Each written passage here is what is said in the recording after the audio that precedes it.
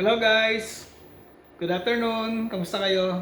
Guys, today is January 4, 2024. So guys, merong tayong ayusin ngayon. So printer. So ito yung unang pasok natin ngayon for printer repair. So ganito guys yung printer niya. So HP LaserJet Pro MFP M127FN. So, ang nakalagay guys sa kanyang LCD ay guys, ready. Naka-ready siya. So, ibig sabihin, ready to print yan guys. So, ayan. So, automatic. So, ang problema nito guys, hindi daw siya nakaka-print sa computer. So, meron lang akong napansin dito. So, tingnan niyo to guys.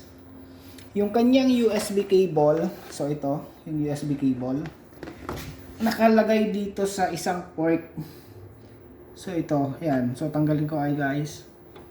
So yon. Itong port na to guys ay para sa network. So ito yung network interface card niya. So yung nasa taas, ito yung USB port. So kung mapapansin nyo guys, so napakalayo ng diferensya. Dapat yung USB cable na ito ay nakalagay dito. Yan. Yan. Hindi dito.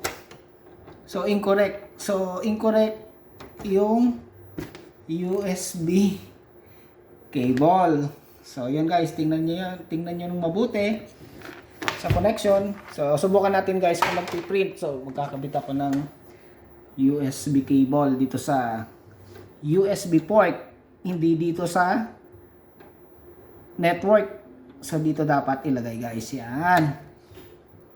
So okay. So punta tayo sa computer.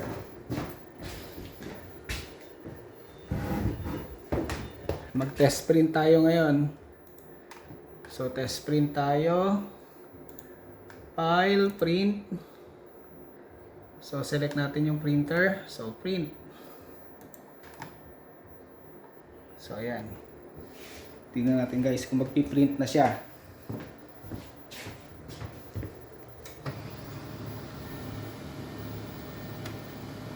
Ayan, printing document nakalagay guys.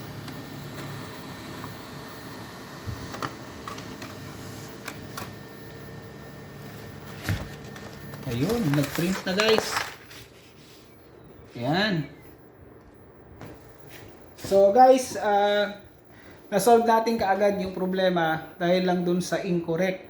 So ano ba yung incorrect na nakita natin? So hindi yung USB cable ay nailagay doon sa maling port. So yun guys, tingnan natin mabuti.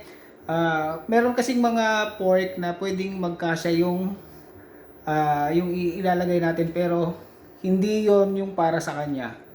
So yun guys, sana nakapulot kayo kahit kaunti. Maraming salamat. Bye!